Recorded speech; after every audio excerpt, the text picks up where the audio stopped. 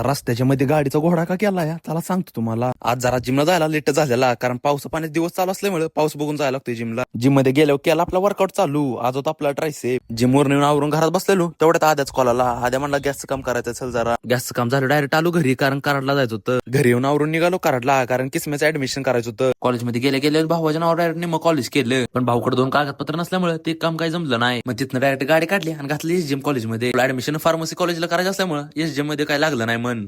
मग तिथनं गाड्या काढल्या आणि निघालो घाटावर गेलो. सगळ्यांचं स्नॅप काढून झालं. आता म्हणलं जाऊया घरी. जाताना आपल्याला एक रेनकोट न्यायचा होता, कारण आता पावसा पाण्या दिवस चालू आहे, त्यामुळे जर कुठं फिरायचं नियोजन झालं तर त्यात काय घोटाळा नको. घरी आल्यावरून निघालो सहलीला, कारण सहलीमध्ये आपल्याला गाव देवतो शूट करायचं होता. आणि निम्म्यात गेलोच होतो तेवढ्यात गाडीला तेल संपलं आणि त्यात पाऊस असला निबार होता, काय नको. तिथनं परत गाडीत तेल टाकून आलो डायरेक्ट शूटच्या लोकेशनवर. शूट आपल्याला विशाल दादाचा करायचा होता. त्यात काय पाऊस काय थटत नव्हता, त्यामुळे आपल्याला लईच प्रॉब्लेम येत होता. तिथला शूट कंप्लीट करून निघालो घराच्या दिशेनं. आता इथपर्यंत व्हिडिओ बघितलाय तर लाईक आणि फॉलो करून जावा. चला भेटूया पुढच्या ब्लॉग मध्ये. आणि या पावसाळ्याचं एकच बरीच वाक्य असणार, गाडी जरा हळू चालवा, नाहीतर हाडाची काडी आणि बोच्याचं तुंतुना होईल.